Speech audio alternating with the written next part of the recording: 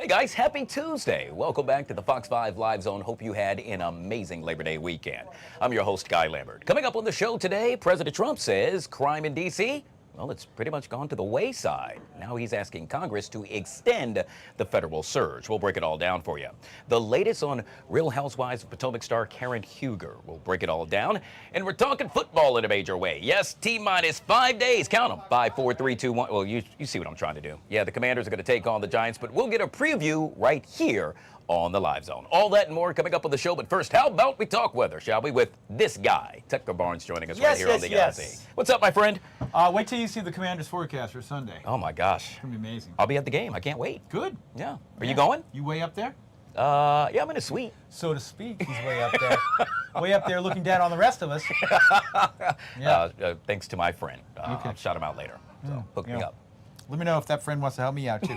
Okay, a beautiful Tuesday for us, and it's almost too much of a good thing, if I can be honest. It's beauty. It's just been another beauty, and it will continue to be beautiful this afternoon. The story in the weather world is when will it rain, and the answer is not this afternoon. So maybe by Thursday afternoon we can get a few showers going with a cold front. That'd be our next chance for rain.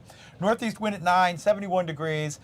Daytime highs for your afternoon hours with partly to mostly sunny skies. You can see that sunshine bathing resting at this hour will be about 80. So that's been close each afternoon for the past week or so. We've been upper 70s and low 80s. We'll do that again today as we're expecting a real nice forecast. All right, we're getting a couple clouds coming off the bay there. You see them? Kind of billowing up? Yep. Northeast flow just like yesterday, and that just means a little bit of a cloud field will develop this afternoon, but nothing to complain about, and we'll keep the humidity low. Very fall-like out there. I know it's only September the 2nd, but we're sort of ahead of ourselves here, with a little bit cooler than average temperatures and then cool overnights. Very pleasant tonight. If you're going out later today or tonight, you look great. And then tomorrow, we will start to get a wind out of the south, and that'll allow things to warm up a little bit tomorrow. Again, no rain tomorrow, but the shower chances will be back by late Thursday with a cold front. Notice also, Guy, the temperatures in the upper 80s Thursday and Friday, and a little more humidity. Yeah. So kind of a late summer feel there. Wow, okay. And then Saturday is a strong cold front, and that leads to the day on Sunday. And as you can see there, for Commanders kickoff, mid-70s, bright sunshine, a beautiful, beautiful day to be out at the game. It's perfect tailgate weather. By the way, speaking of tailgate, what's your favorite tailgate food? What don't I like? I mean, barbecue. Yeah, the wings, I mean, I do it all. All right. Yeah. Well, invite me next time, my friend. You got it. Tucker Barnes, he said everything. Tucker Barnes, all things weather right here on the Live Zone. Guys, if you haven't already done so yet, make sure you download the Fox Local app and take that amazing forecast with you on the go. All right, guys, we start the show off with breaking news. Earlier today, Karen Huger was released from jail. The Real Housewives of Potomac star spent, count 'em, 6 months behind bars and was released early after her 2024 DUI arrest. The 62-year-old left the Montgomery County Detention Center a little over an hour ago. Now, the reality star's conviction stemmed from her March 2024 car accident in Potomac. The Montgomery County Police Department told TMZ at the time that she was driving her 2017 Maserati in an aggressive manner when she struck an intersection crosswalk sign and a parking sign. As you can see, she was actually waving to a number of fans as she left the detention center. We'll have more on her during Celebrity Dish coming up at 1 o'clock right here on the Live Zone. Well, switching gears to politics, President Trump will make an announcement this afternoon, his first public comments in 1 week about the Department of Defense. All this as lawmakers return to Capitol Hill today, facing massive fights on government funding, the Jeffrey Epstein files, and Trump's police push. Joining us to discuss this and so much more is Arif Halaby. Yes, political strategist and ready-to-go host here on the Live Zone. Always good to see you, my friend. Welcome back to the show. Great to see you. Thanks. Yeah, it was a nice little vacation, so I'm back. Yeah, it was well-deserved at that, sir. Yeah, we missed you. I'll tell you that. So let's jump right into it and get back to it, sir. The federal surge, in this case on social media yesterday, President Trump praised Mayor Bowser for working with him, quote, in bringing crime down to virtually nothing in D.C. The president is now banking on Congress to extend the surge. However, several D.C. lawmakers have lobbied for it to come to an end. So, Arif, was it a success in your mind? I think so. I think the 6 to 10 people that are not dead are going to think it. They don't even know who they are. Look, this is I think it's a race issue in addition to a poverty issue, meaning if you take a look, it's 96% of the people killed are black and brown. That's a very big number. That's huge, especially in a city where less than half of the population are black. That's a big deal. And these are men and women that deserve to live. They deserve to have a chance at life. Now, there's other social issues. Poverty is another thing. This is always in the poorer neighborhoods, although we have seen some impact in some of the wealthier neighborhoods, a block or two from the capital, including others. So it isn't just a poverty issue. It isn't just a black issue. It's a social issue. It's having parents in the household. It's having a father guide families, and I think that needs to be addressed as well. But this is a good start. If you're those families that are grieving when somebody you love passes away, I think this is a big difference to those families, and I think men and women across Washington, D.C. should be grateful. Look, there's a very wise person who once said, words talk, actions and results scream, and this is screaming that it's a success. Yeah, numbers don't lie, and in this case, the numbers show that crime is definitely down right here in the nation's capital. Meanwhile, all the way in your neck of the woods, Arif, California, I should make mention of, a district judge there has ruled that President Trump and Pete Hegseth violated federal law by using military in L.A. during immigration crackdowns.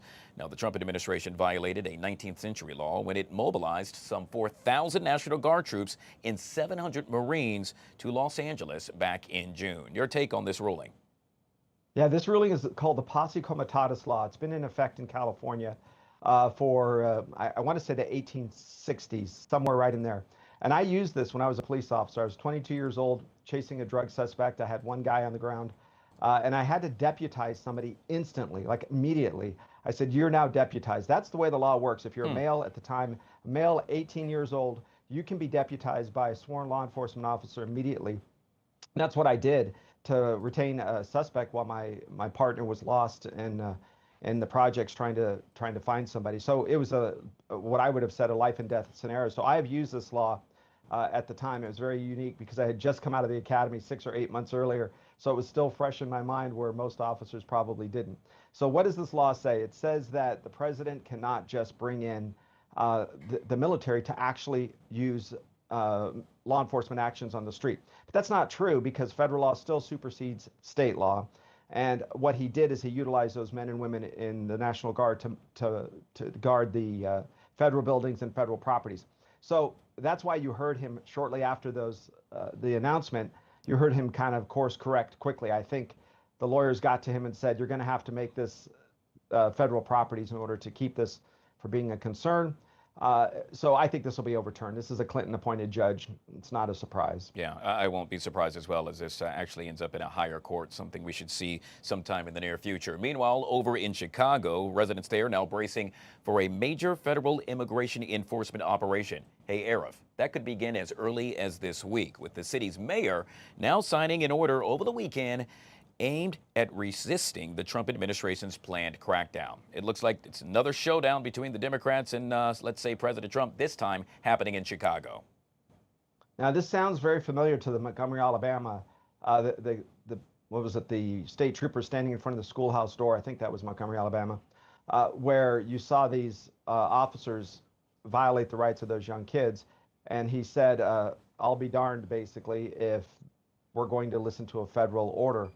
I think it was the airborne troops that came down and straightened that up. Why isn't Chicago upset about something real like these the killings and the deaths and the crime? Why aren't they standing up for that? I don't understand. How is this a redirect? Chicago should be grateful if your mayor or your police department leadership. Now, I want to be clear. This is the leadership. The men and women on the street want to do their job, both in Los Angeles and in Chicago and probably across the country. They're pretty brave. People don't realize what it takes to be in law enforcement. And when you have leadership handcuffing you, telling you political ideas instead of following the law, you really push back. And I see this as the same thing. Chicago is going to have a problem. I think they're going to lose any pushback that the president is going to give. And in addition to that, the men and women quietly, I'm going to reach out to some of my contacts in Chicago. I bet you they are going to be very happy, the law enforcement, to make a difference. And it's the parents. Think about this. The kids, the moms and dads of those that are not going to be killed. It's hard to prove a negative, but this is a serious thing. These are the lives. We've both lost people, I'm sure, in our lives. Wouldn't it be great if you could have them back? Yeah. What a challenge. Yeah. Yet again, no matter what side of the fence you sit on, it's a fact. Crime is definitely an issue in the city of Chicago, and something that, well, hopefully will be addressed one way or another. Let's bring it back here to the nation's capital, where a House committee plans to meet today with 10 people who have accused Jeffrey Epstein of sex trafficking, putting further attention on an issue that President Trump has sought to downplay. Now, today's meeting suggests that some lawmakers in both parties are eager to keep a spotlight on a very uncomfortable topic for Mr. Trump. Your take? Yeah, I think whoever the president is would have a difficult topic, all the way from, President Obama to President Biden. If there was bad information on President Trump, you don't think they would release it? Ever since Hillary Clinton paid for the Steele dossier and hired companies to go after President Trump, they did everything to impeach and to put this man in jail and really to take away his fortune. So I think if there was something specific for President Trump, I think we would have seen it by now. So who do I think is the one? This is certainly just speculation, but who do I think is the problem behind the scenes? I think this transcends politics. This is a problem for whoever would be president, including Ms. Harris. If she was president, she would have the same issue, which is not releasing the dossier, or at least the information rather, and the list. And here's why I think. I think that there are names on that list that transcends both political parties. In fact, it probably goes into the leadership of this country. We have seen Bill Gates admit to it. That's why he and his wife divorced. You can listen to Melinda Gates's interview. She'll kind of lay it out and all but say that. I think you hear Bill Clinton's name. What was it? 26 times he flew. I think you'll hear other prominent leadership in the country's industrial leadership in software companies. I think you're going to see political leaders on both sides be embarrassed, and this could shake the core of the United States. That's why probably Dan Bongino had some issues when he saw the names and was struggling to stay in his office as deputy director of the FBI. Yeah, yet again, very interesting, and it's something that perhaps we will see, or, well, then again, perhaps we won't. Only time will tell. We'll move on to President Trump, who, well, quite honestly, if this happened to be a poker game, we're talking about presenting the poker face. President Trump now preparing to effectively dare Democrats to shut down the government in a matter of weeks, taking a hard line against any major concessions ahead of negotiations over a must-pass funding bill. Arif, it's no secret when we're talking about a government shutdown, a lot of folks get really antsy. Yeah, it used to be these bills would be passed one time, and it would go through the Congress and come out the other side, and we would have a bunch. But now the funding, the departments are quite large, and the biggest issue is each one of these committees send out their own budget. They send out their own requests, and in doing so, everybody says, well, if it came out of committee, it's probably well liked, so we're going to take it and say yes. Those 12 different funding bills are going to have a concern now, because we're going to need 60 votes in Congress in the Senate to pass it. I think it'll pass the House without a concern, and I think it's going to pass the Senate. But I think you're going to have to give up something, which means there's going to be a lot of poker playing. And Chuck Schumer and Hakeem Jeffries are going to try their best to keep this in line. Look, all the ideas, the Democrats, and I want them to come out with good ideas, but it seems like everything they have is about fighting and resisting. That's fine. I get it. You don't like the president. A lot of people don't. Just tell me what you're for then. Tell me what you want to do, not what you're against. They just think this, this fake fight. It's like, watching the old man who used to be a boxer, stand up and try to box, and he gets hit pretty quick. It's like watching the Democrats try to fight. It's just not their style. They should just negotiate and come in with good ideas. I don't see it happening. Well, it's all about coming up with a game plan, and to your point, many have stated they have yet to do just that. We'll end with this, and that is on the international front. We now know that China's leader hosted Russian President Vladimir Putin earlier today in Beijing. Now the Chinese leader referred to Putin as his old friend, to which Putin said, hey, I enjoyed his company as well. I should make mention the North Korean leader and Iranian president will also be in attendance tomorrow at a military parade. I would argue, Arif, it's the symbolism here. That's what they're really trying to get across with regard to this parade. Yeah, it truly is. The distrust between these two is quite high. The biggest problem in the story is India, believe it or not. India is much larger of a trading partner with the United States than China was at the same phase of their development. India produces more goods and services. The United States needs them at a much bigger level than currently we need China. Now, why that makes a big difference is Prime Minister Modi was very involved with meeting these men, including holding hands. It's a little bit odd, but you saw them holding hands, kind of walking around. But I tell you this, China and Russia have always been enemies. The distrust to watch and see, I would bet you in the next 60 days, maybe 120 days, the intelligence community is going to drop something that leads to a level of distrust between the two.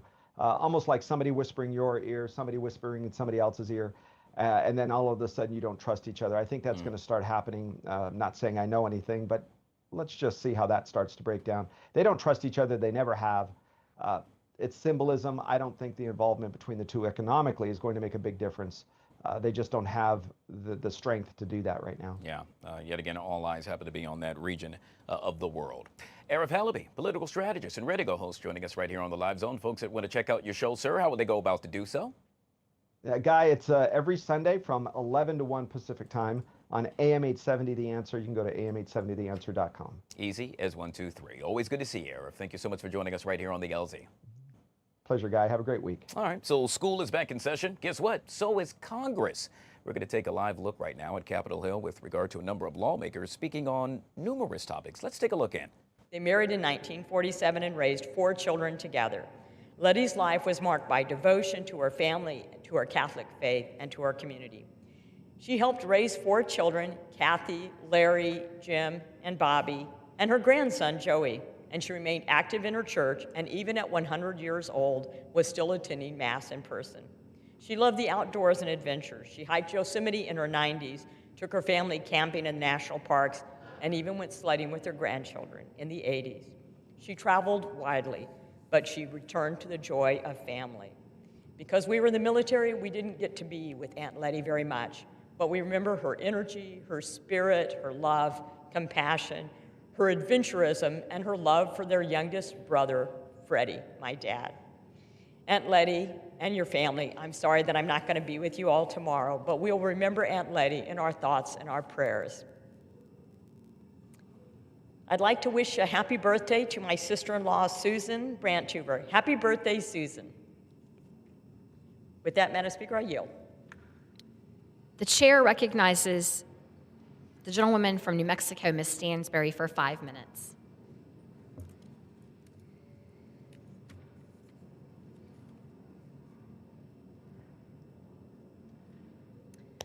Madam Speaker, it is with great pride and a bit of sadness that I rise today to say goodbye for now and thank you to my dear friend and one of Congress's greatest champions for our public lands, Mr. David Brooks, who is officially retiring this week. Over the last 38 years, David has served as an exceptional leader in the United States Senate and House, serving over the last 36 and a half years as counsel to the Senate Energy and Natural Resources Committee and the longest tenured ENR counsel in history, working for 8 different Senate chairs and ranking members and 1 House member. During this time, David has worked on bills protecting nearly 25 million acres of public lands, 25 million acres of wilderness, national parks, monuments, conservation areas, wild and scenic rivers, heritage areas, national recreation areas, and trails. He helped to write, negotiate, and pass one of the largest conservation bills in modern history with the passage of the Great American Outdoors Act, and helped to create permanent and mandatory funding for the Land and Water Conservation Fund, which has protected public lands across the country. During his service, he helped craft 10 of the largest and most significant public land and water packages in decades, including help to pass hundreds of individual bills creating nearly 50 new national park units and 17 million acres of new national wilderness. As counsel to 2 New Mexico senators, he also helped to protect the Via Caldera, Oregon Mountains, and Columbine-Hondo Wilderness, and many other efforts to protect the lands and waters of our state. As you can see, the impact of David's work speaks for itself. and to any American who has stood in wonderment and awe of our nation's public lands and most special places, behind the ever-contested effort to protect these lands, year in and year out, has stood the humble and steadfast work of David Brooks. For those of us who know David as I do. All right, watching lawmakers speaking on Capitol Hill, a busy day on Capitol Hill as Congress back in session, and we'll keep a close eye on that throughout the remainder of the afternoon. Speaking of keeping a close eye, we'll do the same with the White House. President Trump slated to make an announcement today about the Department of Defense amid talk of renaming it the Department of War as he raises the prospect of deploying the National Guard to Chicago. Yet again, that due to happen in just about an hour and 40 minutes. We'll continue to monitor that as well. Hey, if you take a peek at the calendar, not only will you realize that we're in the month of September, but it's the first Tuesday of September. However, in this case, it's rather unique. That's because today is Terrible Traffic Tuesday, a time in which all the kiddos return to school, vacations for the most part are over, and remote workers return back to the office, which means one thing, the roads are likely beyond crowded. Perhaps. Joining us to discuss this and so much more is Regina Ali, Public and Government Affairs Manager at AAA, back here on the Live Zone. Happy Tuesday, Regina. Good to see you. Happy Tuesday, Guy. Good to see you as well. Yeah, happy Terrible Traffic Tuesday, right? Yeah. You know, it's interesting. We had a number of reporters out in the field today on the roads, and Regina, I got to tell you, I don't think it was that terrible. Am I wrong? Well, I've got to be honest with you. Okay, so we've coined this phrase many, many years ago when obviously, as you said, it's an influx of sort of everyone returning back to normal. Vacations are over for the most part. Schools are back in session. But obviously, we have seen that Terrible Traffic Tuesday and those traffic patterns have varied a bit since COVID-19 and sort of with people still working remotely at home. I will tell you, obviously, everyone's back in school now. We know that in Montgomery County alone, there are more than 1,300 school buses, 1,200, I believe, in Prince George's County. So certainly a lot of traffic out there. But again, some people are still working remotely. Some people some empty nesters, I think, especially, are now taking their vacation after sort of, the kids are back in school and they can kind of have the beaches to themselves and not have to deal with kids, people who don't have kids and kind of like to travel without them. So we have seen that traffic patterns have certainly varied since COVID-19, but we do know that particularly between 7 to 8 a.m. and then 3 to 4 p.m., those are certainly very, very busy times on the roadways. And certainly dangerous times on the roadways for kids. When many school-age children, those are the times that they're most likely to be killed, unfortunately, 7 to 8 a.m. and 3 to 4 p.m. with obviously the additional traffic on the roadways. Yeah, a couple of things, Regina. It's really interesting because for me, as a child, we didn't go back to school until today, after Labor Day. Whereas it's a little bit different nowadays. A number of, let's say, counties right here throughout the area returned prior to that. And so it's been somewhat stagnant, if you will, with regard to certain folks going back at certain times. Does that, one, have you seen a difference with that with regard to traffic? And does that affect how much traffic we'll likely see over the next several weeks?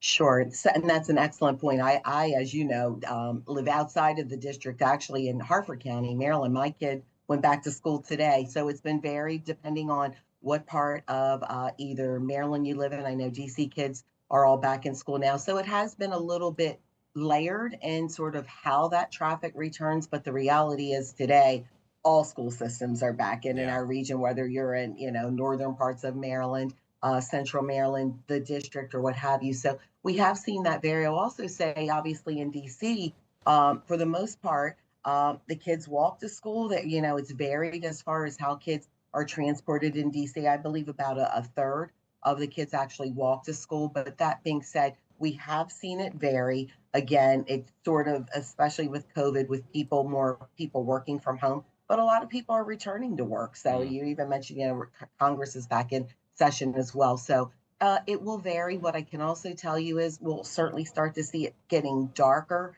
a little bit earlier, while daylight saving time won't end until about 2 months from, in fact, I believe November 2nd. So 2 months from today, we'll see that it will be getting darker even earlier. So that's something we'll need to be on the lookout for and certainly mindful of. And then another road hazard that, while it won't necessarily contribute to congestion, but certainly something for drivers to be mindful of, will be the deer mating season in October, November, when you start seeing lots and lots of deer. And that is coupled with those dangerous times I told you, 7 to 8 a.m. and 3 to 4 p.m. too. So lots of things going on where we need to be mindful. But you're right, we've seen that terrible Traffic Tuesday hasn't been as terrible since COVID-19 as in years past, but still, certainly just, I think we need to just remind drivers, because in many cases, those who are driving to work haven't had to deal with the extra traffic, the school buses and things like that, parents getting their kids to and from school, to and from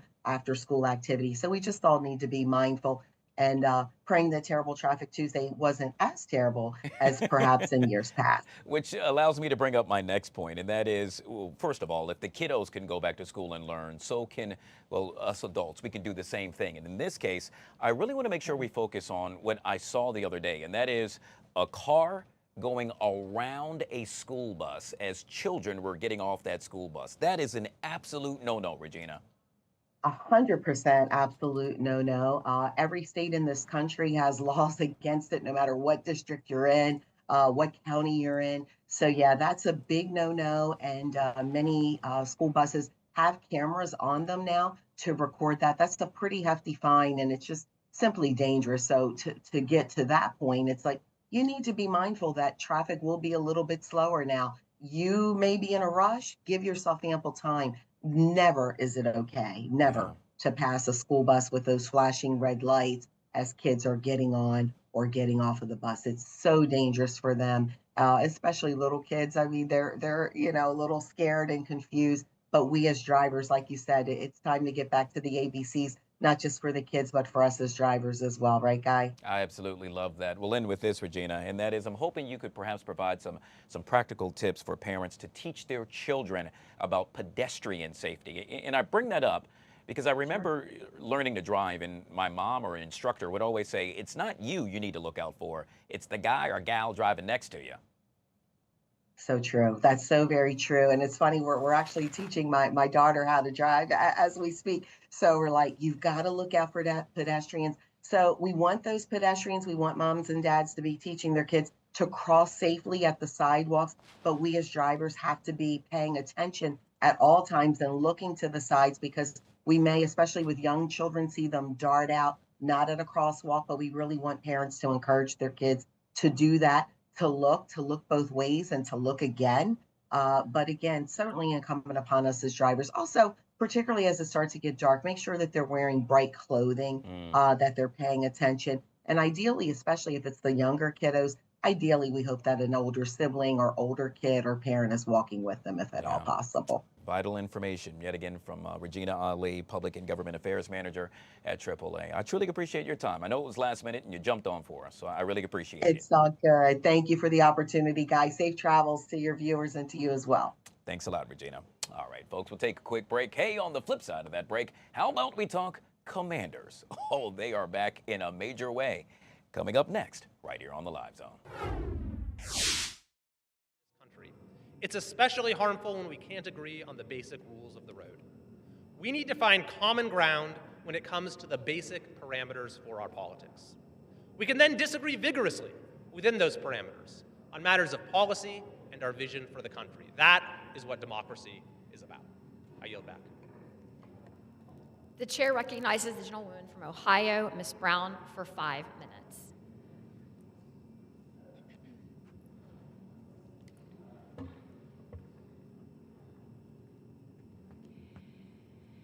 Thank you, Madam Speaker. I've just come back from our district work period in Northeast Ohio, and let me tell you, there is nothing better than being home, being in our churches, in our union halls, and in our community centers, listening to the people I serve. And let me tell you what I heard. It was crystal clear. People are getting squeezed. Groceries, a very old-fashioned word, too expensive. Gas, too expensive. Housing, way too expensive. And Trump's chaos and corruption are making it all worse. I heard how tariffs are jacking up prices, crushing small businesses, and threatening workers. I heard how the one big ugly bill is about to make utility bills, student loans, and grocery costs skyrocket, all to give the richest Americans more tax breaks. I heard how the president's cancellation of community safety funding will make our neighborhoods less safe. And I heard how his attacks on unions at the VA and FEMA will ripple right into the private sector, hurting men and working men and women everywhere. And now, Donald Trump's latest stunt, firing Federal Reserve Governor Lisa Cook. Illegal, reckless. All right, guys, back here on the Fox 5 Live Zone, and the countdown is on. Count them, in just 5, yes, 5 days, the Commanders are going to take to the gridiron to take on none other than the New York Giants. It's a game that you want to see in a major way. And boy, do I plan to do just that. We're going to get to that in just 1 minute. However, before we do that, how about we talk about what took place over the weekend on the collegiate level? Joining us to discuss this is Kelsey Nicole Nelson, sports analyst extraordinaire, back here on the Live Zone. Always good to see you, Kelsey. Welcome to the show. Thank you so much, Guy. Excited to talk a huge weekend of football with you. Thanks for having me. I got to tell you, I plopped down in front of the TV on Saturday, and I don't think I got up. I mean, I just watched game after game. And, well, unfortunately, I happen to be a little disappointed because, as you know, Kelsey, I attended the, shall I say, the University of Alabama. They were ranked number 8 at the time, and yeah, they lost to an unranked team, and so a lot of us are licking our wounds today. And, well, then we're talking about Archie Manning as well, who didn't live up to the hype, as so many would actually say. Yeah, Guy, there's so much to touch on. Well, I will say first, I went to Maryland, guys. So a lot of Maryland football fans feeling very excited after the Terps' performance against FAU at home in College Park with the true freshman, right, and Malik Washington, and what he was able to do. I met Malik a while back when he was a Watkins Award winner presented by the National Alliance of African American Athletes, and I knew this young man was special. But what he's done to help revive Maryland football, Guy, 3 touchdowns for Maryland football. I mean, he set so many different records. Maryland's defense had 6 interceptions, something we haven't seen since the 90s. So local fans are happy, but I understand you. There's a lot coming out of Tallahassee right now. I will tell you, with Alabama football, there's a lot of people asking questions. There's folks looking for Nick Saban, but let me tell you, Nick Saban cannot be your savior. And Kevin Porter right now, the head coach guy, there's a lot of people already asking for his replacement, looking at what a buyout could be. We're looking at a $70 million buyout. Wow. He's one of the highest paid coaches in football right now, but frankly, Alabama got embarrassed, right, against the FSU team, who honestly had given them bulletin board material. The quarterback of FSU had said prior that we will beat Alabama 2 months ago, Guy. And this is an FSU team that struggled last year, folks. They won 2 games. So all in all, this was not supposed to happen. Alabama football is a culture, Guy. You know that. I know it so well. Shocked a lot of football fans. There's a lot of people hitting the panic button. And on the other end, Arch Manning, right? And what we saw from Texas going in AP #1 in the preseason poll. Arch Manning playing behind Quinn Ewers in the past, but of course he comes from that Manning family tree. He was going into Columbus, playing against the national champions. And honestly, I think we saw an Arch Manning that does need a lot of work, right? College football is huge right now. He's the Heisman favorite, many feeling like he was given that title because of the last name. But I think him and Texas do have a lot to prove. But again, playing against Ohio State, a Matt Patricia defense. Matt Patricia, you think about what he did in the NFL. Ohio State came to play, and there's a lot to say about Julian Sayin as well, that Ohio State quarterback. So all in all, Guy, this was a crazy weekend of college football. But let's just say that Saturdays will be a very special place for all of us for the college football season. Hey, speaking of crazy weekend, it all ended last night with, you talk about a major beatdown for Coach Bill Belichick. Wow. Oh, yeah. This one was tough to watch. Like, this was a primetime game. So many of us were so excited. We're talking from everyone from Michael Jordan, right, to Mia Hamm being in attendance at this football game. And let's remember, it was a crazy offseason for UNC football because a lot of the offseason was about Bill Belichick and his younger girlfriend, Jordan Hudson, who, by the way, was seen on the sidelines at the football game. It was also just revealed that UNC will have a documentary coming out on Hulu for their football season. But honestly, this was an embarrassing game for UNC. The only thing that went right was that opening drive.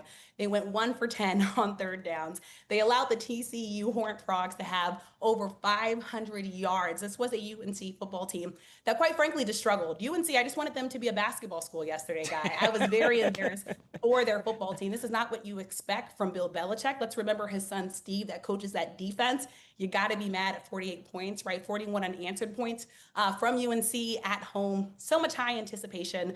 I also had the chance to talk to former former UNC football coach, Mac Brown. And there's just a lot of embarrassment. I mean, these were the most points that UNC has allowed, folks, in a season opener. A lot of bad records for Bill Belichick.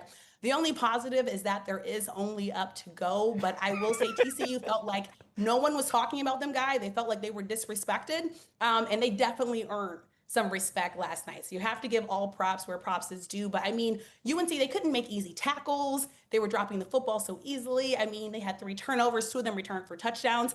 If there was a bad game that you could have a nightmare about, it was last night. Oh, yeah. Bill Belichick did that. And so he is going to quickly have to turn things around, or good luck to that athletics office and season ticket holders who are just not going to be happy this football season. Happy at all. I mean, to see that unfold right before our eyes, at one point I had to literally cover my eyes. I felt bad for the man. It was bad. All right, well, let's talk about the real stuff. In this case, we're talking about the NFL. It's going to kick off, I can't believe I'm saying this, Kelsey, this upcoming Thursday. It's the Cowboys taking on the Eagles. And, well, obviously, I happen to be a Commanders fan, but I have a feeling it's going to be another major beatdown in favor of the Eagles. Well, let's be honest. We are all looking forward to this NFC East matchup. The Eagles playing at home, where the Eagles last won their NFC championship game, which Commanders fans obviously know a little bit something about. A lot of talk around Jalen Hurts and, of course, Saquon Barkley, who, by the way, was just named the #1 player in the NFL Top 100. Really? Wow.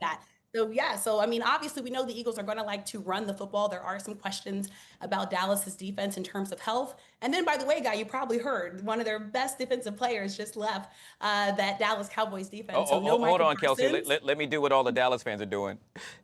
Yes, he left. Well, you know what, Guy? They should be crying. I mean, Michael Parsons meant so much to this team. He led the team in sacks the past 2 seasons. He also led the league in quarterback pressure. So expect him not being there to be a very big deal. But on the other side of things, we're looking at a healthy Dak Prescott, CeeDee Lamb, George Pickens on that wide receiver ranks as well. So I think, honestly, this is going to be a good game. It's hard to win in Philly, as we all know. Yeah. So I am giving this game to the Eagles. But, I think Jerry and the Cowboys will have a lot to prove this game, because there's a lot of questions about the future of the Dallas Cowboys, who, by the way, also, have a new head coach at the helm. Yeah. Okay, so I just had to talk about them because, they're kicking off the season. But who cares? Because everybody right here is talking about none other than the Commanders in Jaden Daniels back on the field, season 2. Yeah. What do you think we should see out of him, and what will we see out of him?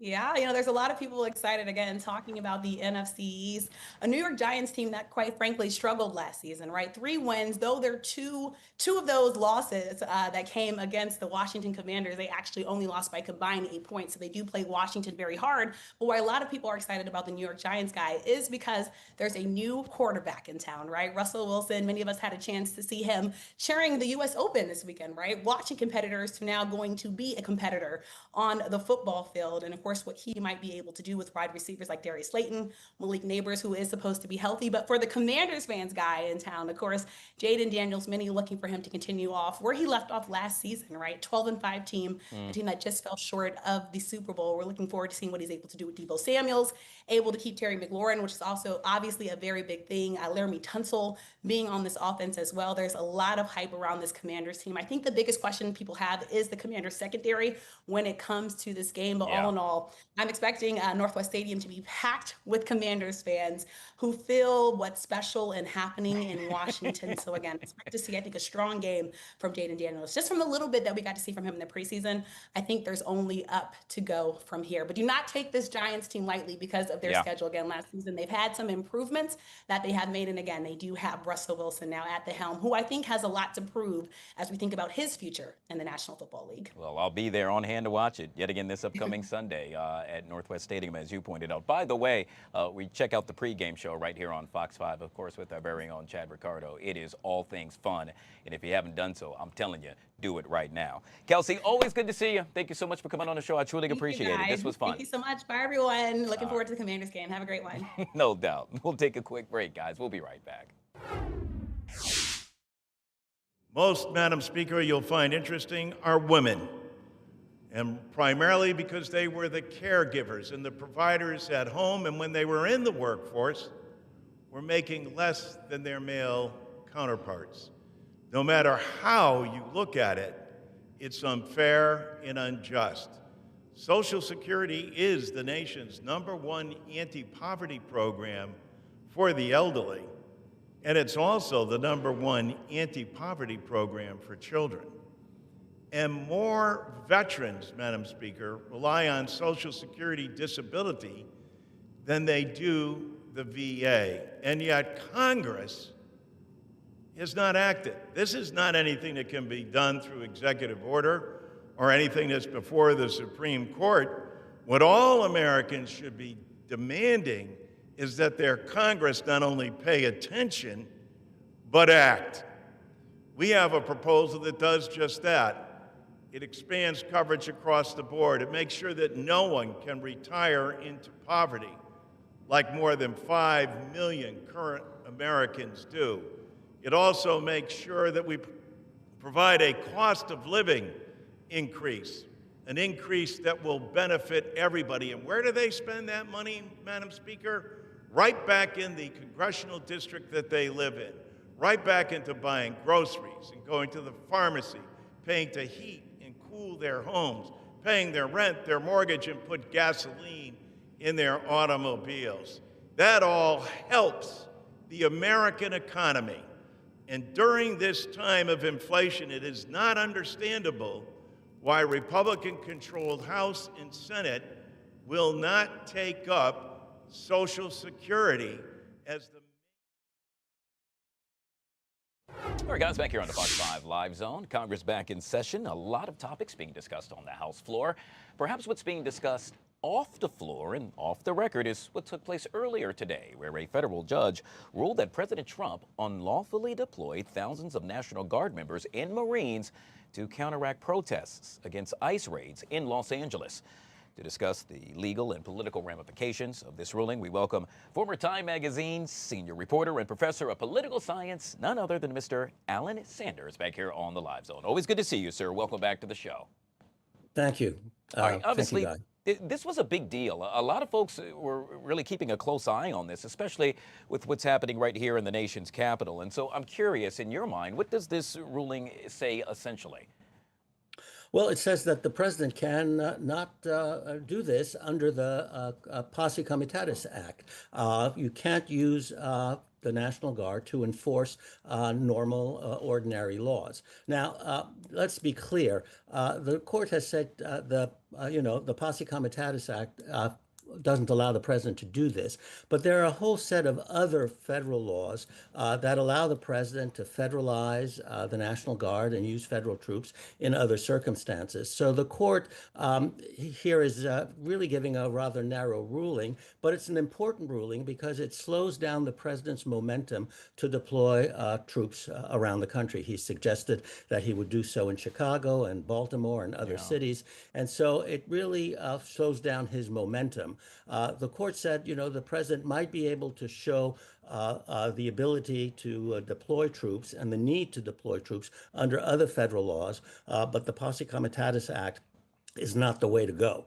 So we are going to have to wait other rulings because this case is obviously going to be appealed, and we have to see how other courts meld the Posse Comitatus Act with other federal laws that give the president some authority. So it's an initial shot across the bow of the president's desire to use National Guards and troops, but it certainly is not the final word. Yeah, obviously we're going to have to play the wait and see game. But with that being said, I'm curious, was the ruling what you expected? Well, yes. I mean, the judge, Judge Charles Breyer, has indicated before, dealing with another aspect of the case, that the president was not acting properly.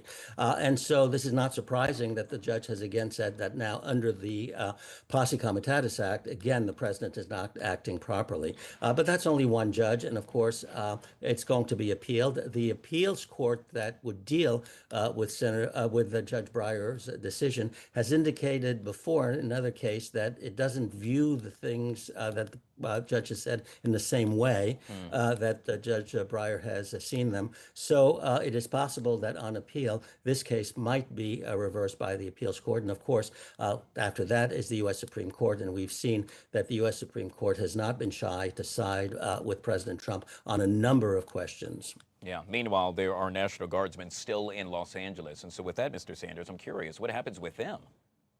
Well, we'll have to wait and see. The court has said, Judge Breyer has said that his decision that the National Guard cannot be used to enforce the civil laws of the state or of the city. They can't be used to do that, but the judge stayed his order until September 12th, I believe. And so until September 12th, the National Guard troops are under no restrictions. We'll have to wait and see whether they do anything. And the only reason for do that is to allow the federal government to appeal, to the Court of Appeals that deals with California there. But really what the court has said is, after the 12th, unless the appeals court says something differently, the National Guard troop cannot aid law enforcement authorities in enforcing the laws of the city or of California. So I guess they're just going to stand there and do nothing unless the appeals court changes what the Judge Breyer has said. I got to tell you, this is truly interesting. We've also heard the phrase government overreach time and time again with regard to this, and well, several other things as well. But is this a classic case of government overreach, perhaps? Well, I think many people think so. Certainly Judge Breyer thinks so. And I think many people believe that using the military, whether it's the National Guard or any other arm of the military, is quite overreaching. The United States is not facing insurrection, regardless of what the administration says, or rebellion. The problems that cities face are the normal law and order issues that these cities have faced for decades under Republican and under Democratic administrations. There's nothing worse or better about what's going on in the cities that has been going on for decades. So certainly there are many people who believe that insurrection and rebellion certainly do not characterize the situation in cities. I mean, many people may deplore what is happening in cities, but it doesn't rise to the level of insurrection or rebellion. Yet again, Mr. Alan Sanders, he does it oh so well, joining us right here on the Live Zone. Sir, I truly appreciate your time. Always a pleasure, Guy. And I should also make mention, President Trump slated to make an announcement today at 2 p.m. It perhaps surrounds the Department of Defense amid talk of renaming it Department of War. We also speculate the president may very well address this very issue that we just chatted with Mr. Sanders about. We'll take a quick break and we'll be right back.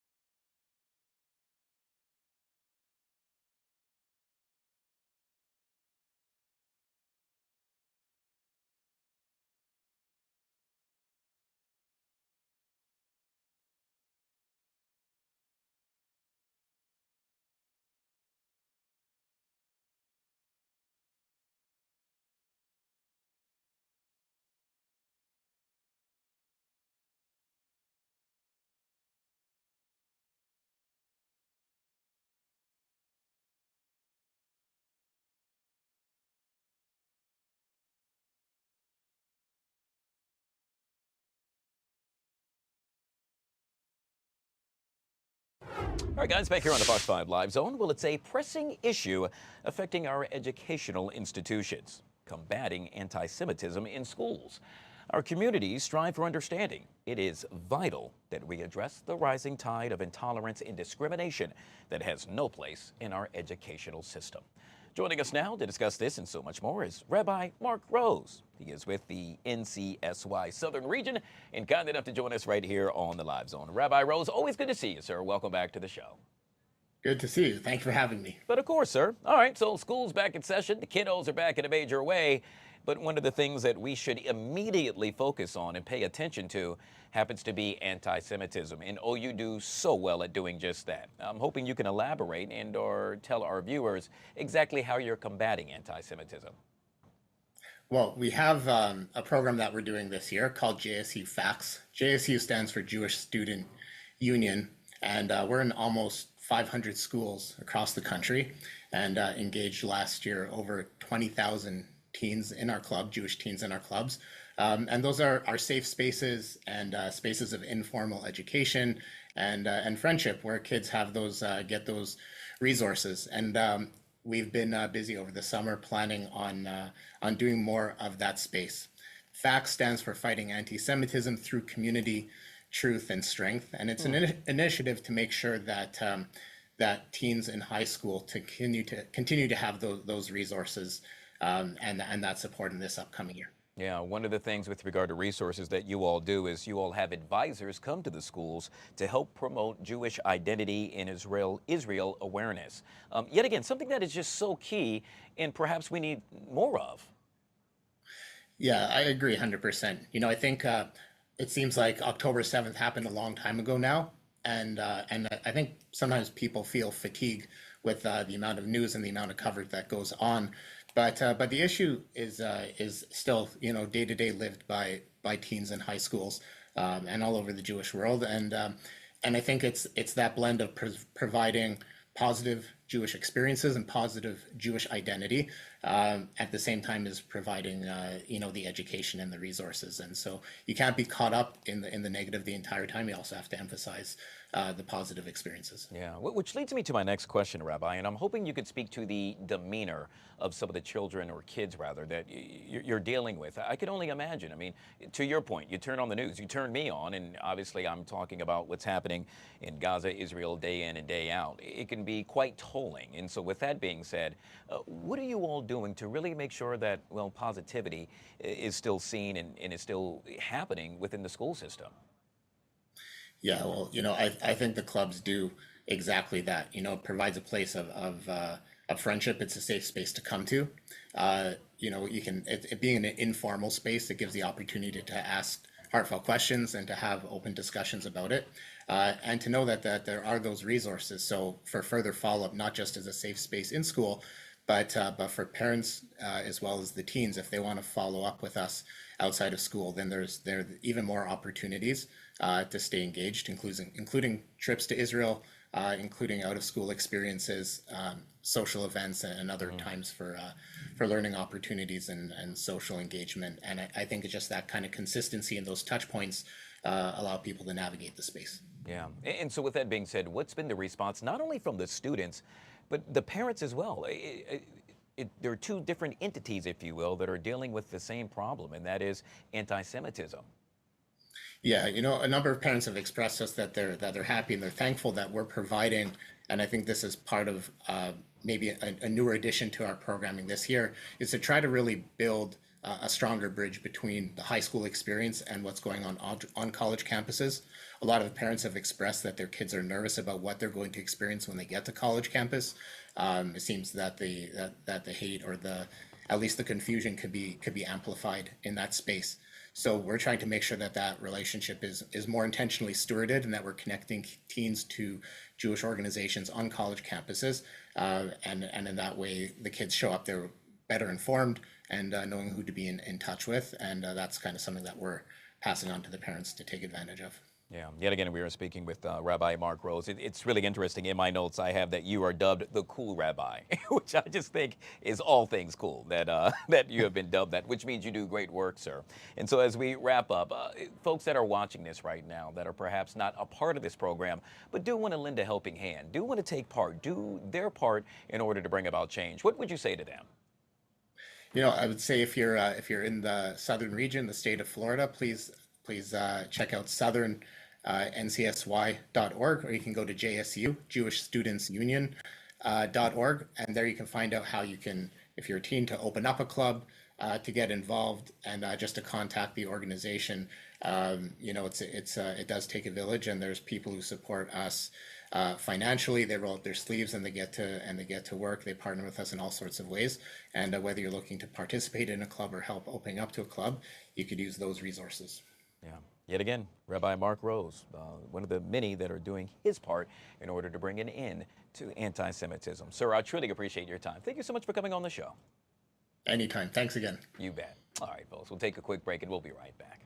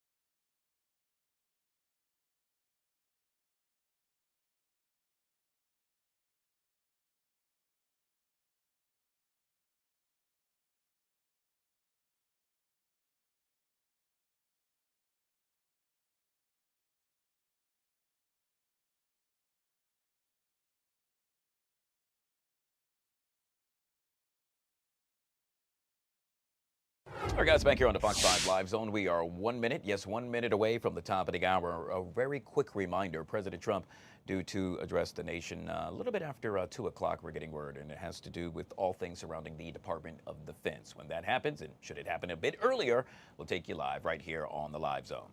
All right, well, the other big story of the day happens to surround none other than the Real Housewives of Potomac star Karen Huger. She was released from prison 6 months earlier today, after spending, as you just heard me state, 6 months in the slammer. Joining us to discuss this and so much more is none other than the media prince back here on the Live Zone. Good to see you, my friend. Happy Tuesday and welcome to the show. Happy Tuesday. We are live in the zone. We are live in a major way, and not only are you and I, but Karen Huger as well. As you heard me state, Media Prince released 6 months early than what she was supposed to be released, and she was initially sentenced to 2 years in jail with 1 year suspended, meaning, well, she was set to spend 1 year behind bars, as you could see if you do the math. Now, our own Stephanie Ramirez was actually at the Maryland Detention Center as she was released. You see her waving right there. And after her release, Stephanie got a chance to speak with one of her fans. I've been watching Potomac since it started. I'm a huge Bravo fan, huge fan of Potomac. I love that we have a show in our area. It's amazing. And so I went to Karen's sentencing in February, just as a fan, just to see what was going to happen. And now I'm here today just because she's getting out, and it's kind of exciting, and she's getting out early. So I know she's happy about that, and so I'm just here just to kind of get a glimpse of her. I haven't heard her say that she has a problem. That was one thing I did mention at the sentencing, that honestly, just as a human, I was actually happy that she did get jail time, because it was her fourth DUI, and that's very serious and very scary, and someone could have been hurt. So unlike a lot of her fans, you know, thought the sentence was correct for what she did. I would say I'm proud of her for serving her time, doing what she needed to do. I wish it hadn't taken this long, but I hope for her, I hope for the best. We would love to see her back on the show. Yeah, so yet again, one of Karen's fans speaking out after her release. She was convicted of a 2024 DUI following that arrest. So, Media Prince, a lot of folks jumping for joy now that Karen has been released. I would assume Karen probably the main one doing just that. Yes. And can I just be a little hood for a second? They finally freed a real one. All right. That they did in a major way. Karen Huger, of course, we saw the turmoil that came with that accident. And of course, there had to be some severity and justice that needed to be, you know, compensated for, of course, of her crashing and her DUI. And of course, once we saw the video, we knew that I didn't really think, honestly, jail. I was thinking AA or like rehab. You know, I thought that would have been a conducive, because there's some people that really should be in jail. But I get it from the severity of the accident, the crash. It could have been somebody. And I think this is a nice wake-up call for her. And what I am wondering is, would those cameras be rolling? Because they just put the trailer out for Real Housewives of Potomac, and we saw how Giselle was writing the letter to Karen, but Karen is free now, baby. So I want to know exactly what Bravo is next. And you guys know I am Team Karen. Look what I have. What's crazy, I'm going to show you guys this. I have the name Karen. So she shares Karen with my mom. So I have the name Karen tattooed on me. So when I got to actually interview Karen, and honestly, guys, you guys may not know this, but Media Prince was actually able to be on a few episodes of Real Housewives of Potomac. I tried to stay out the camera scenes, but you know, the camera still loves the kid. But Cameron was just such a breath of fresh air. She made sure everyone just feels so welcome. She really is the embodiment of what we know as the Grand Dame. So now that the Grand Dame is home, we want to see exactly what she's going to do, where she's going to go, because the lane is so open for her to go back in the scope. And you know, People Magazine, everybody is on her doorstep right now. So I'm just excited to see exactly which arena she's going to go into. And just again, welcome home. Welcome home. We have missed you. Yeah, well, we do know, Media Prince, that a makeup crew, if you will, happened to be there and got a chance to see her prior to leaving, as yet again she waved to the cameras. We also do know that Bravo happened to be outside of her home. We didn't see her husband, though. I didn't get a chance to see him outside of the detention center. Any word on that? No word on where Ray is, you know? I know for a fact though he is somewhere getting that house or something ready for her. I know something extravagant. If we know him like we know him, he's setting up something very extravagant. I think that we'll probably see the content leading up to that later on in the week. But I know he's up to something that's going to be very welcoming of her being home in such a major Potomac way. I mean, it's the grand dame for crying out loud. The Yeah. fact that she looks that great, and I'm gonna say this too. Did you guys see how refreshed she looks? She looks so refreshing. So I'm excited to see what this new space on her is because the glow is glowing. Yeah. So we're going to see exactly what Miss Huger is giving us now. And yet again, it's all about a lesson learned, we hope, and then really spreading that message, if you will, that, obviously drinking and driving isn't something that one should do. And, well, if you have a substance abuse issue, to address it head on. And hopefully that's what will happen now that she's a free woman. Yeah, I definitely think that this time has probably, because she's been slapped on the wrist for the last few times. So I think this one probably was really put her into perspective of, okay, I gotta act right, especially because no one wants to be a felon. Yeah. So I know that she has definitely learned from this, and so I'm excited to see what the sober grand dame looks like, and will she now judge the new drinkers? All right, well, we'll have to wait and see. Hey, let's move on to Wendy Williams, who says her next chapter may be educating families on guardianships. The former talk show host is reportedly considering going on a speaking tour to expose what she sees as an abusive system, Media Prince. Now, Wendy was appointed a financial guardian back in 2022 after a string of health problems, including a diagnosis of dementia. Since then, Wendy has been trying to end her guardianship, allegedly neglect and fraud, stating that that's what's happening on a day-to-day basis.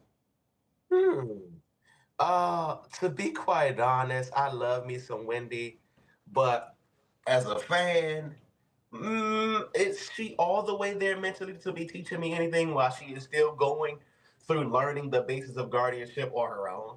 Like, I think we understand the basis of it, especially when we have people like Britney Spears, who we really got to see it live in full effect with the documentary and everything. But to be quite honest, as a fan of Wendy Williams, excuse my lingo, guys, but it seems like she is still trying to learn her own guardianship. So exactly what is she getting ready to teach us unless she got her stuff in order? I think once she gets her stuff in order, I think that she could take this on a way to where she can teach others about the effects of guardianship and that nature. But until homegirl got her situation down pat, she don't need to be telling us nothing until she's free and clear. Because as of right now, that guardianship may axe that tour. So Wendy, just be quiet until you know what you can do and what you can't do yet. But and then honestly, when you see some of the videos, I don't know about y'all, but I don't know, it doesn't seem like she's all the way mentally there. So I also don't want to see her go on a tour and like confuse people that she's being confused herself. So you get what I'm saying? No, So I'm with you on that we'll one. I see. don't think it's the right thing for her to do. And I will just say we wish her well, and we hope that she has a full recovery. We all love Wendy Williams, and I'll just leave it at that. I got time for one more Media Prince, and in this case, we're going to end it with Lil Nas X's father, who opened up about his emotional meeting with the singer while in jail. Dad said the two shed tears after Lil Nas X's recent legal troubles. He also defended his son, noting how the Old Town Road singer has to struggle in the spotlight. His father says hopefully this is a turning point in his son's mental stability. What say you about this, Media Prince? So I'm gonna be honest with you. I'm like every other person that I thought, because Lil Nas X, when it comes to him making an album or doing anything in conducive with a single or something, there's always a spectacle connected to it. So I just thought this was a stunt. He loves to just wear tighty whities in the first place and do like his little walk. So I just figured this was something with the album. But as I'm getting deeper into it, there's a mental cry and a mental breakdown. So as the father, I know it's hard to see not only your son go through a mental breakdown, but to also be behind bars. And I'm gonna hold you. They had him behind like the scary glass, like he killed somebody. So that automatically also doesn't help the situation because it makes him look like he's a danger to society. But I'm hoping that this is something that he can grow from here, because this is not a good look as well. I mean, I don't know what's up with these celebrities wanting to go to jail, because with all that money, I would like to frolic on the outside, if you know. But I want to know exactly what's happening with Little Nas X, because he had it all, and now we're seeing it crumble, and it's just it's not a good look. And to be quite honest, I want to know if they're helping him while he's inside as well, so that he doesn't become more of a detriment. Because if you saw that little TikTok video he posted after getting arrested, he talked about your girl's good now. Like, it just seemed like he is still on something and he needs some help. So Well, I with don't know that what being is he said, watching. I'm glad his father came to his aid. I mean, so many times we see fathers missing, specifically within their sons' lives. And so that's not the case with Little Nas X. And so kudos going out to dad. And hopefully they can get through this together. Of course, of course. And hopefully, they still have those millions, because stuff like this is costing, some dollars to be lost in the bank. So hopefully Lee, they get it around. But yes, shout out to him having the foundation and the support. And hopefully he'll get through this and not get back there again, because this is not an old town road right here. And you hit the nail right on the head with that one. Media Prince joining us for a little celebrity dish on a Tuesday right here on the LZ. Always good to see you, my friend. It's always good to be seen, because we are what? Live in the zone. All right, guys.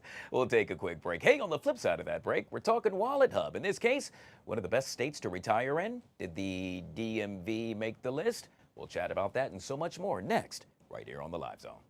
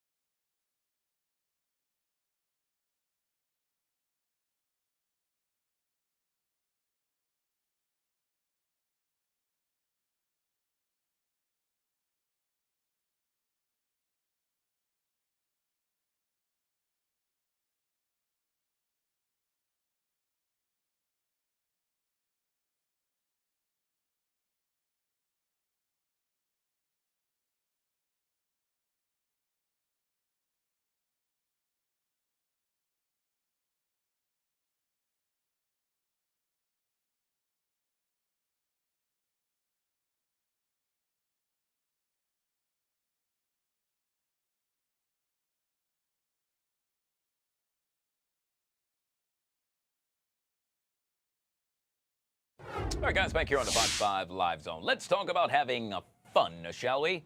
Well, we do it each and every day right here on the LZ. But we all define fun a bit differently. And ideally, the place we live, well, it should cater to our entertainment, right? Maybe not. That's not always the case. And it may drive people to live elsewhere. But did you know that there happen to be certain states that, well, fun is not just an option, it's a way of life? Which leads me to my next guest, Mr. Chip Lupo with Wallet Hub, because, well, they conducted a study on the most fun states in the good old US of A. Chip, always good to see you, my friend. Welcome back to the show. Good to be with you, Guy. Thank you for having me. All right. Well, it's always fun when we have you, so I think we can just end it right there. But in this case, we're talking about the most fun states in America, which is really interesting, Chip, because I know we're going to get to it, but I'm looking at a lot of them, and I'm thinking, well, I would have picked something else. So first of all, the criteria that you all used in order to really come up with this study. Right, Guy. Now, what we did is we compared all 50 states, not including Washington, D.C., but its influence here will be relevant here shortly. Across two key categories, entertainment and recreation and nightlife. We then applied those dimensions with 26 key indicators of livability, and those range from movie costs, accessibility in national parks, nightlife options per capita. But I'm curious, Guy, when you had a different state in mind, what was So I'm looking at number 5, which happens to be New York, and that's below number 4, which is Illinois. And I thought to myself, well, I've been to Chicago, but I got to tell you, I had so much more fun in the Big Apple. Right. Now, again, this is why we do certain studies like this, and Illinois and New York have obviously.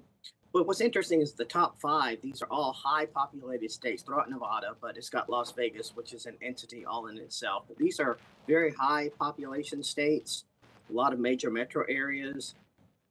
But yeah, I could go back and forth either way. I know I don't want to drive in either of one of those two cities that you mentioned, but still, a lot of fun can be had. But I would imagine New York would be a little bit more fun. But again, it comes down to cost prohibitiveness and maybe some other factors there also. Yeah. All right. So obviously we got to focus on the good old DMV, DC, Maryland, and Virginia. You made mention that DC was not a part of this study. So that leaves us with Virginia and Maryland. Where do they place, Chip? Right at average, and maybe slightly below average. Maryland was 19th overall, high marks in entertainment and recreation, average nightlife numbers. Virginia, 26th, average in entertainment and recreation, but 43rd out of 50 states in nightlife. And the reason I reference DC is because given the proximity of these two states, particularly in that Montgomery County, Prince George's County of Maryland, and that Northern Virginia area, they're flocking to the nation's capital for their good time. So it's not really that surprising that the nightlife numbers are not higher than they should be. Yeah, I got to tell you, I'm happy that Virginia, I hail from Virginia, so I'm happy that Virginia happens to be a lot more fun, if you will, than Maryland. I'm going to brag when I can. Virginia does have, they do get high marks for their beach access and the quality of the beaches. Yeah. Well, it's all things fun. Obviously, both states. I absolutely love Maryland and Virginia. But to know that they're ranked right there in the middle, hey, guys, we got some work to do. We got to have a little bit more fun day in and day out. And I think that's going to happen. Stay at DC and have fun in your own state. There you go. All right, Chip, we're going to move on to another study that I saw earlier today. Actually, I saw an X post on it, and I believe you all just released a study. Correct me if I'm wrong, but it talks about the best places to retire in the U.S. Do tell. Correct. This study was released today. Now, it's part of a companion study where we did a survey on retirement savings. But let's just touch on that for a second, and we'll segue into the places. 50% of people don't think it's realistic for an average American to retire comfortably. 2 in 5 people feel anxious about thinking about retirement. 43% of people say they expect to work until they die. Wow. Now, part of planning to retire these days is where to retire. Obviously, you want to go places where your retirement dollars are going to stretch you a little bit further, quality of life, healthcare access, and activities, obviously. So now, according to our study, Washington, D.C. was 46th overall. Why am I not surprised, Chip? The cost of living here is so high. So not surprised. And that's what totally dinged Washington, D.C. 148th in affordability, high numbers in adjusted cost of living. And also in tax friendliness, there's like estate taxes, inheritance taxes are very high. So it's not a tax friendly situation for folks to want to retire to D.C. Now, if you want willing to forego all of that and go to a place where there's a lot to do, Washington, D.C. is second overall, first or tied for first in number of recreation and senior centers per capita, art galleries, book clubs, adult volunteer activities. So there's plenty to do in DC if you're not so much worried about the tax aspect of it. Yeah. Got one other thing too, and we'd be remiss if we didn't include our favorite suburb in the area, Columbia, Maryland, 23rd. Really? 182. Second in quality life and 5th in healthcare. That cannot be emphasized enough because if you're going through the places to retire. And again, I was kind of thrown off by this list. In fact, the fact that Minneapolis was number 3 on best places to retire. And part of that reason is healthcare. Wow. Minneapolis has world-class healthcare facilities, and they do have a good senior-friendly job market because when folks retire, they don't necessarily want to stop working. Yeah. Maybe they don't want to do what they're currently doing, but they want to be able to do something, whether it's to bring in a second income or just for the social aspect of it. So Minneapolis scores high marks at both those.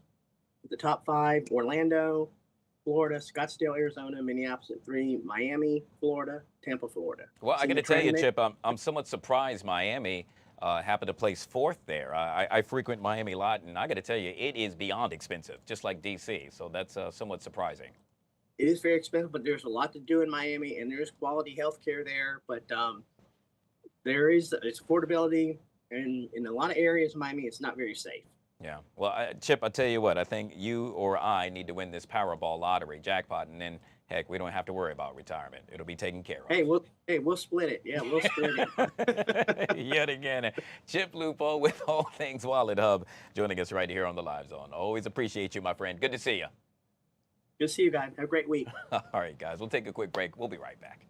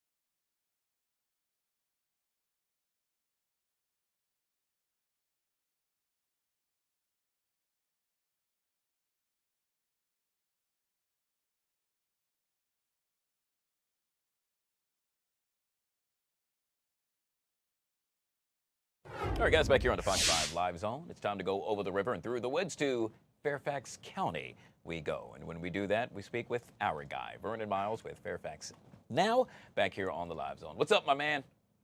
Hey, good to see you. Good to see you as well. We got a lot to chit-chat about, so let's jump right into it. In this case, first and foremost, oh, by the way, I hope you had a great weekend, Vernon. I didn't want to be... That was fantastic. Went on a road trip to Maine. As you should, my friend. All right. Well, in this case, we're talking about Fairfax County Sheriff's deputy charged with domestic assault. I saw this, one of the headlines in FFX Now, and it really caught my attention, Vernon. I'm sure it's doing the same for a lot of other folks as well.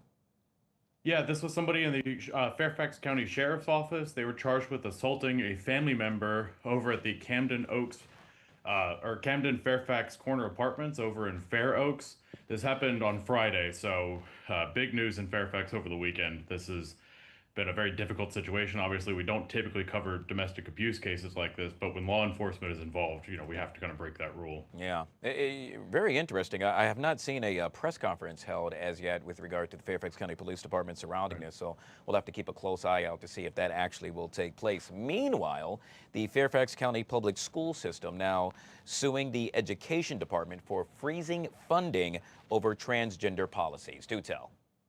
Yeah, the Fairfax County School Board is suing the Trump administration, and this is for withholding federal funds. This was part of retaliation for its refusal to scrap policies that were supporting transgender students. They voted to do that at a meeting on Thursday night. And again, this is part of a big ongoing back and forth between Fairfax County School Board and the Trump administration. Yeah, this has been happening for quite some time, Vernon. I mean, I've been covering this, as have you, for a while, and it just seems like it's just tit for tat. The ball is just going back and forth. Yeah, it's going back and forth. Right now, it's in the federal courts side, but this is one where we're seeing this in Arlington. We saw this in Loudoun, Alexandria, so it's kind of a big regional back and forth, too. That's why we're seeing so many stories. We're seeing it in Arlington. We're seeing it in Fairfax. We're seeing it kind of all around the area.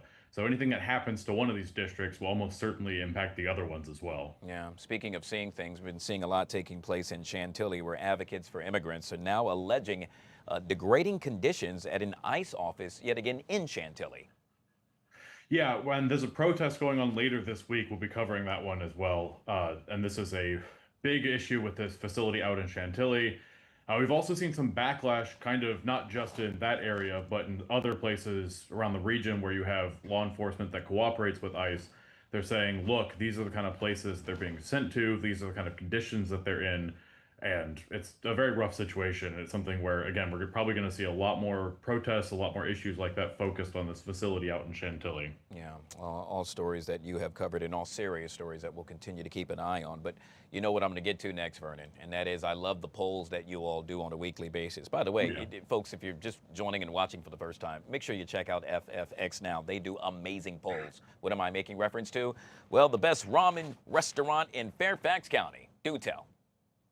Yeah, so sometimes we have polls and I think the public get it wrong. I've had plenty of times where I disagree with them. This is not one of those. Really? The best ramen in Fairfax County, according to our polls, is Jinya Ramen Bar. It is fantastic. If you haven't had the chance to go there before, it is really, really good. Wow. So I'm taking a look at, obviously we all are, of this B-roll. Oh, yeah. And so have you eaten there before, Vernon? Yes, it's fantastic. There's one in Arlington. They're kind of a regional chain. There's got some around the area. It is really good ramen.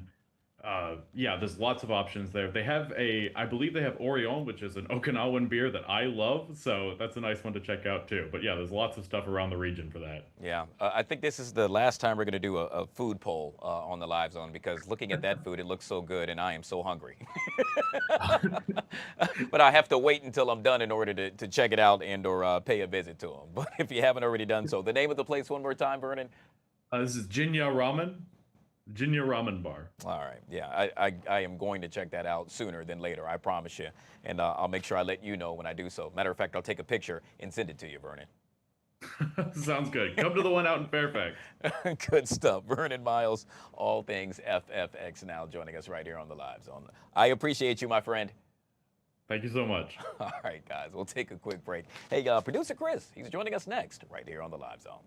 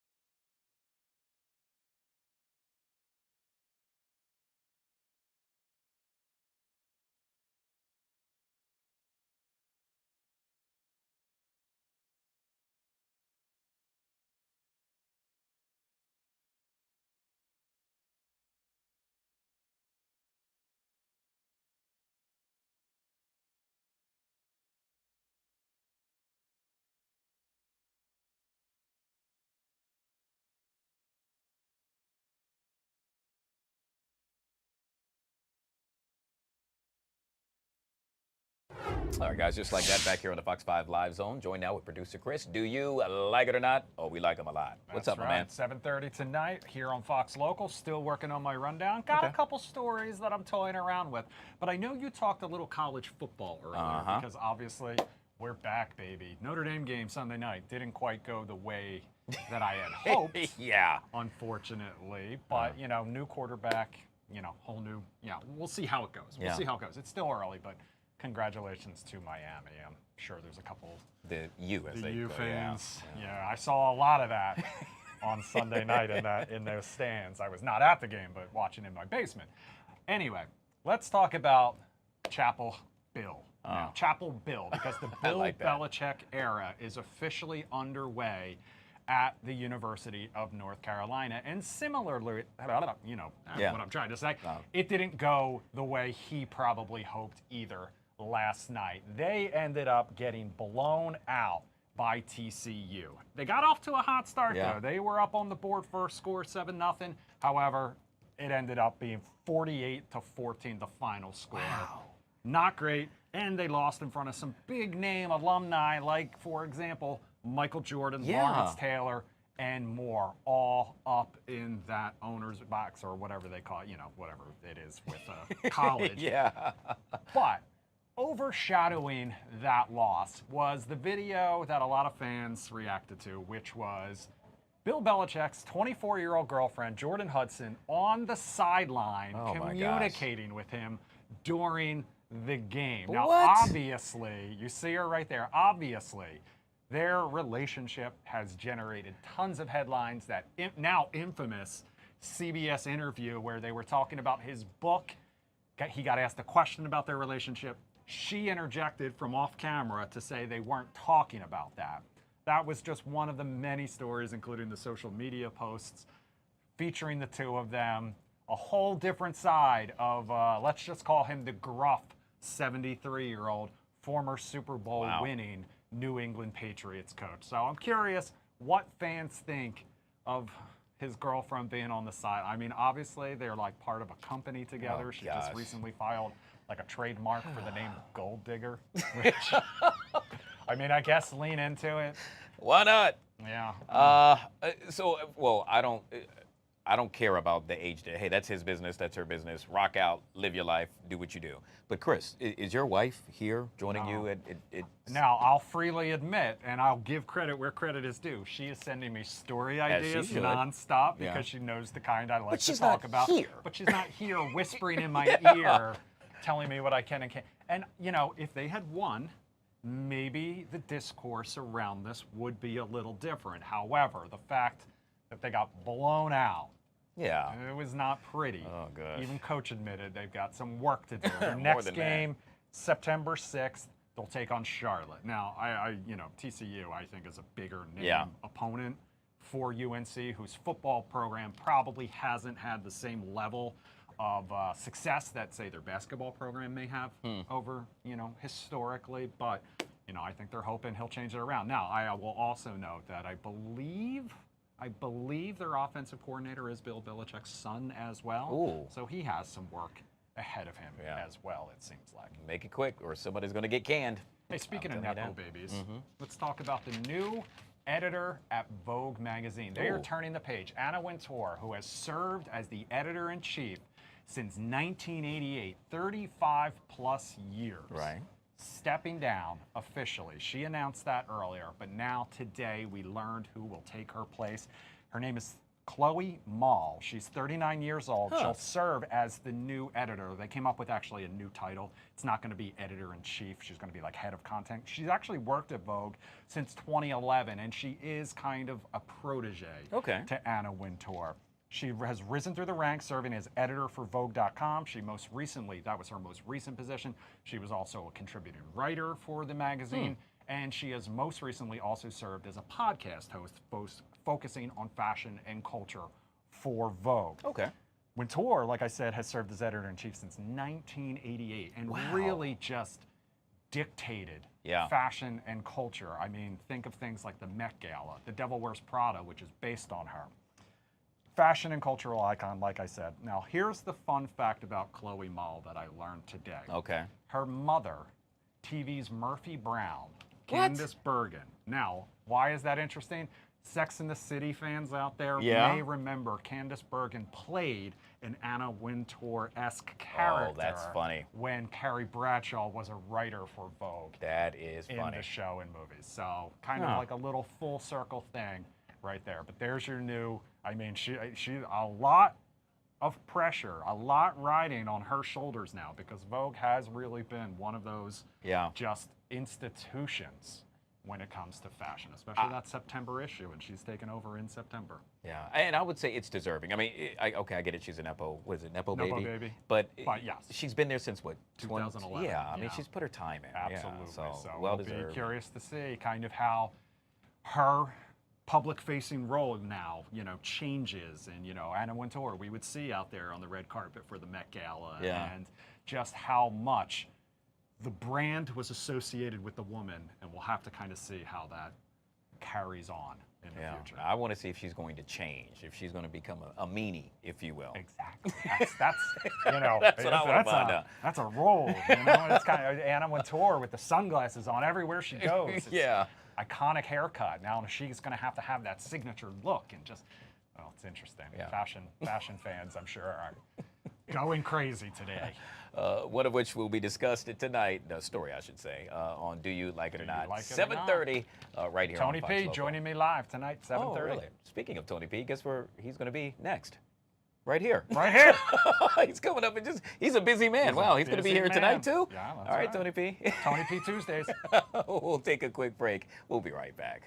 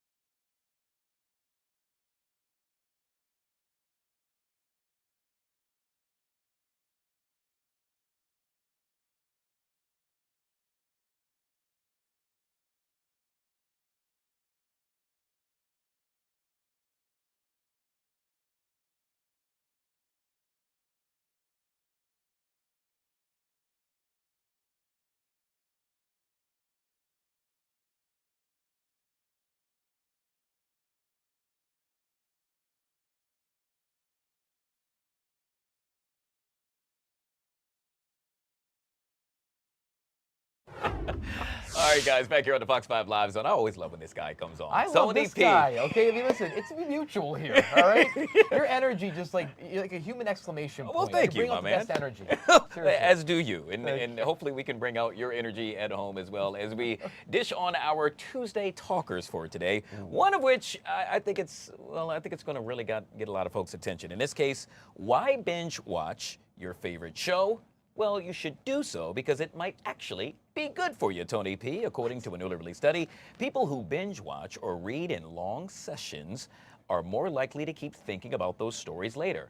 Bottom line, let's say you watch Game of Thrones and there happens to be some debate and then, well, you learn something good from it, you're likely to think about it later on because you actually binge watch that show. What say you about that, Tony P? Well, first of all, this study, I want to know who sponsored it and what organization, okay? I just want to make sure, because you know what, you never know about these studies. Yeah. Right? They always come out with different percentages, like, wait a minute, does that actually make sense? Or is that kind of skewed a little bit? No, but I will say, no, because first of all, I think appointment-based TV is an art that needs to come back. Ooh, because I like that. The problem with binging is that people are on different paces. Like, Yeah. for example, like you know, if you missed a show, someone is 5 steps ahead of Yep, you, right? yep. I'm okay with the after the fact. Like, okay, recorded shows, you're fine. But not releasing 5 shows at once, or like the first half a season on XYZ platform. No. Let's have 1 episode a week, just like usual, and you can still get your binge watching behind the scenes afterwards. So yes. For I see reading, where you're though, coming from. I agree with that. Because it was 18% Yeah. of young people read, and 82% don't. So you know what? Maybe this can help with the reading. I'm kind of like, my 1 foot's in, 1 foot's out. Oh, gosh. But I'm that guy, Tony P, that I love to binge. I'm not going to lie. I mean, so I'll watch the episode and I'm like, oh, my God, I can't wait till next week. I have to see it now. And so for Game of Thrones, for example, I waited maybe a year or 2 after it was released so I could watch the entire season. What? Or I think we're 8 seasons altogether, and maybe I did it in a month. Oh, it was the best thing ever. And so I enjoyed it, but I guess Tony P says, no, that's not the way to go. People used to watch Seinfeld all the time. Right. That was water cooler humor, right? And you'd go to work and you'd watch it. We don't have that connection anymore. Okay. So I think we can do both. We can walk and chew gum, have the shows be in the background a little bit, but also have 1 show a week that kind of comes out like normal. Yeah. Okay. I can see that. I'm because a compromise guy. I'm a compromise I like person. that. Okay? Thank you. See, that's Let's bring it together, you know? That's why he's the man with the master plan, as they say. Joining us here on the Live Zone. Hey, so one of the things that I love to do after a long day is sit at home, have a nice meal, and then perhaps drink a beer while I'm watching the game. Okay. Well, apparently a number of Gen Z are saying that's okay. However, Guy, you're missing one thing. What is that? Ice in my beer. What? According to a newly released study, more and more Gen Zers are now putting ice in their beer. Why? Well, in essence, just to keep it cold. I don't know how I feel about this, Tony P. Absolutely not. Okay? Thank you. Okay, this is insane. Okay, first of all, I'm not even a beer drinker. Right. But I always know a chilled glass. Take your glasses, put them in the freezer. There you go. It's very simple, number one. You can get the same feeling. The problem is I'm a huge Diet Coke drinker. And sometimes life gets ahead of you and you have to, get up from the game, do something, right? And the ice melts. Dilution. We don't want dilution. So you know what? Yeah. It tastes awful in Diet Coke. I can imagine how flat it tastes with beer. Okay? I drank maybe 4 beers in my life. I know this stinks. Yeah. Okay, am I right? You are beyond right. The experience is about having the beer in that moment. Yes. And the fizz. What do they call it? What do they call the... Oh, the head. The head, the foam. The head. foam part is the head, yeah. Wouldn't it kind of dilute the head? Yeah, Right? I mean, the beer completely overall. I mean, you think that, obviously it has a certain taste, but then you water it down, and who wants that? I mean, otherwise just drink a non-alcoholic beer. Right, who knows Jules? Hey, Jules is strong, but hey, you can do the ice with that. Yeah, I don't know why they're doing this, and I don't know who came up with this, but just stop All they immediately. get clicks, and it's all about rage bait on social media. It's about getting those clicks, and let's get the stupidest thing I can find and put it online. Who hasn't thought of that before? Yeah, really. All right. Speaking of getting clicks, I bet you this one is going to get a lot of clicks, probably for yay or maybe nay. In this case, we're talking about a passenger who took to Reddit to say, hey guys, am I right or wrong? Apparently what happened was he was flying out of town. Now, he brought on his carry-on bag, opened the overhead bend, if you will, and what happened to be right there? Someone's shoes. So what did he do, Tony P? He removed the shoes and then put his carry-on bag in that space, to which the passenger, whose shoes they belonged to, said, what are you doing? He said, well, quite honestly, this is really made for the baggage area. A lot of folks are saying that he was right. Others are saying, no, you don't touch someone's stuff once they're in the overhead bin area. Ooh, so two wrongs are making a right here. So first of all, the person who put shoes in the bin or the head bin, no. Yeah. This is totally rude, okay? I'm with you on that. It is, I mean, how lazy do you have to be, right? You know what? Like, either put them in the bag, under the seat. There it's you easy, go. right? Okay? That's for people carrying on. Things are tight right now. Costs are tough. No one wants to pay for luggage. So you know what? Give people that space. Now, two, I just would have asked. If I'm sitting next to the person, hey, do you mind if I move your shoes? Or you can move them as I need to put my bag in there. Yeah. I'm with you. Like, again, we have no nuance anymore. Yeah. Where it's like, it's one way or the other. It's one side or the other. Well, I'm kind of like in 1A, 1B a little bit. Yeah. Like, I get the person being angry about your shoes. You don't know if they're special or they're expensive shoes, Jordans. I'm not touching my Jordans, okay? No one's touching my Jordans anywhere. Here, the moon, wherever.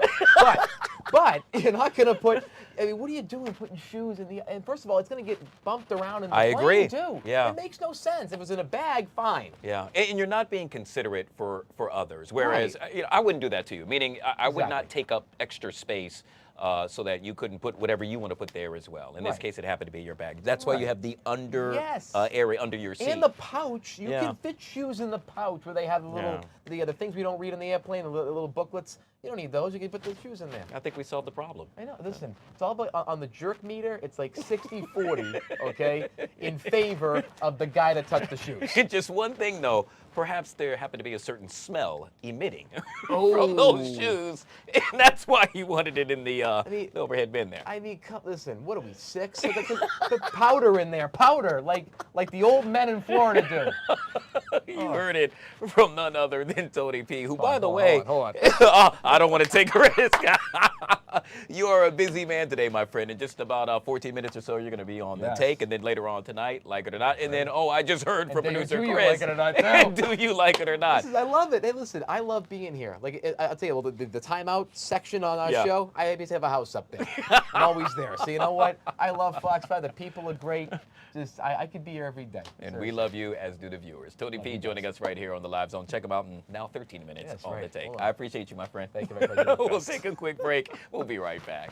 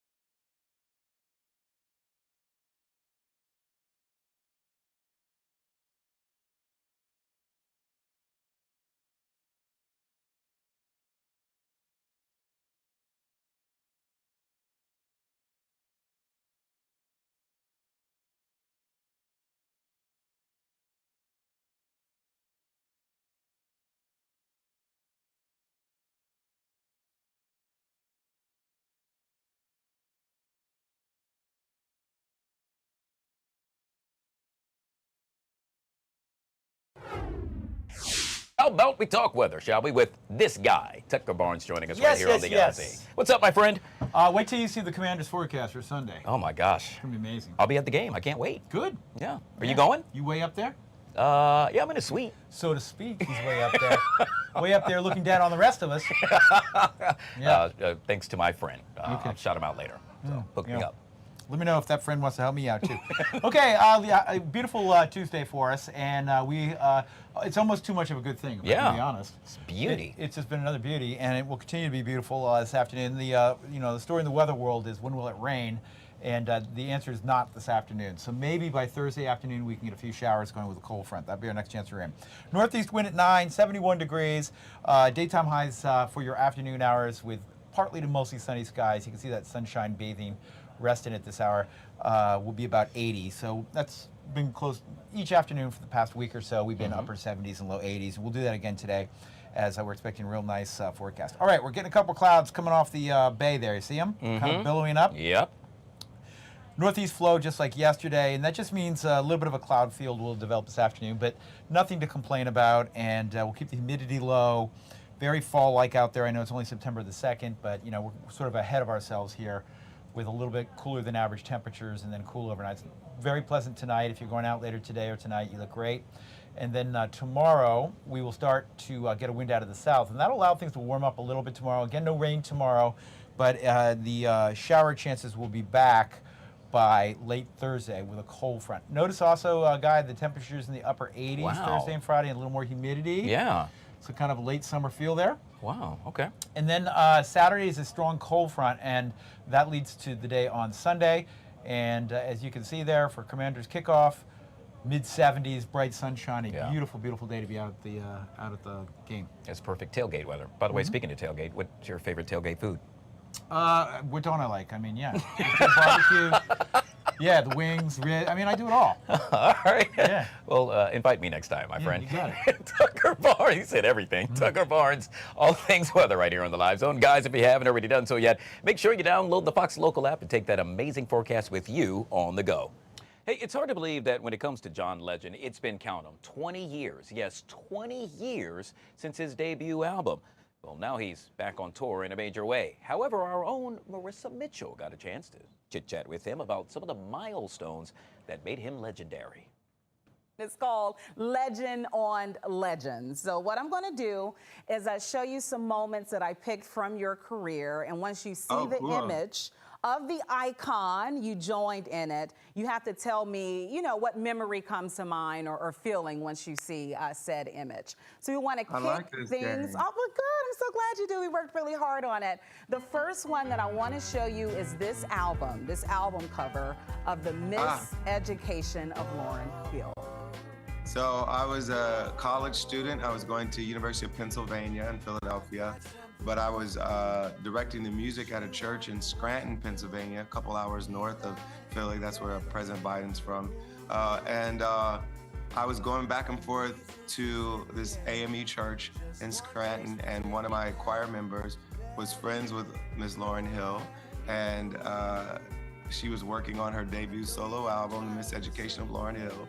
And I got a chance to go to the studio where they were working in New Jersey and meet her, and then hung out for a while.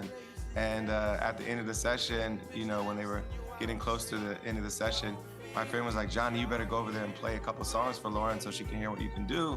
So I got on the piano, played a couple songs for her, and she asked me to play piano on the track they were working on at the time, which was Everything is Everything, track 13 on the Miseducation of Lauryn Hill.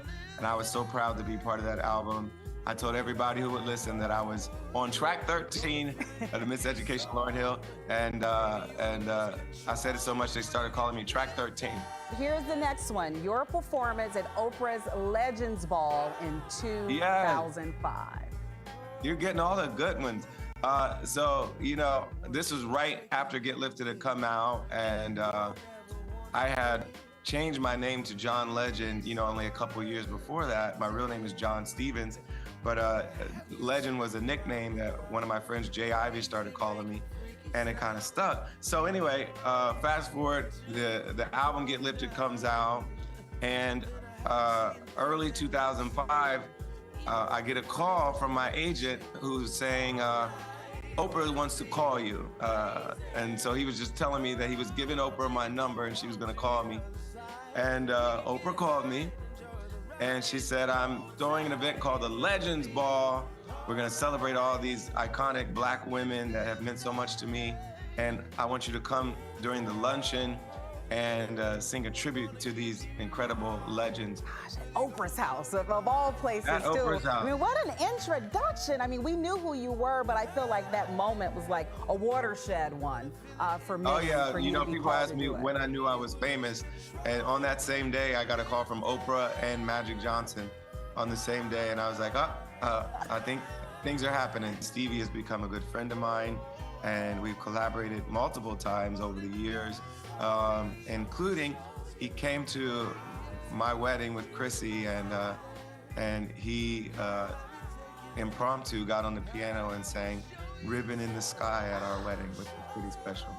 It doesn't get any better than that. And I remember Yeah, that's too, pretty cool. I can't remember the publication, but when you came out with your first album, they asked him basically who he thought was the next big thing. And he was singing your praises even then. He had identified you. Yes, as and such. we got to do Ordinary People in My Sharia more together.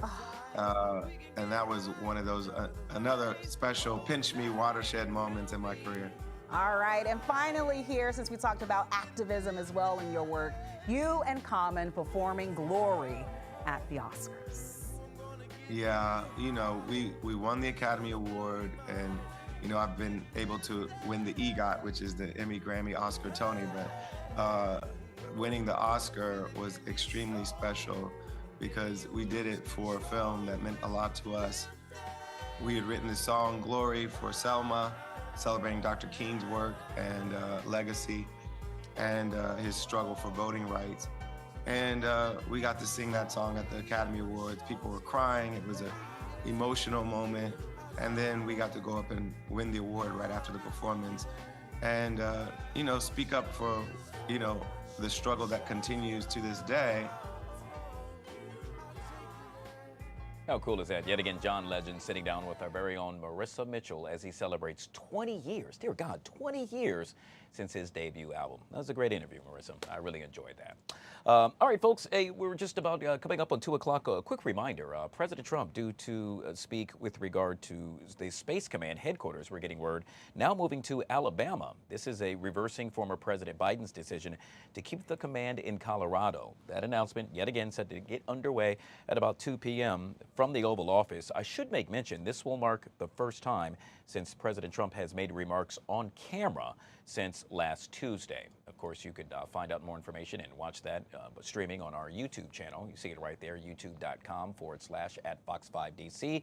And if you haven't already done so, make sure you download the Fox Local app. That way you can take us with you any and everywhere you go. By the way, the other big story of the day, Karen Huger, the Real Housewives of Potomac star, released from jail, was sentenced to spend 2 years behind bars, one suspended and only spent 6 months. She was released earlier today. Our own Fox 5, Stephanie Ramirez, was outside of the detention center as she left in a black SUV, waved to several fans as she did so.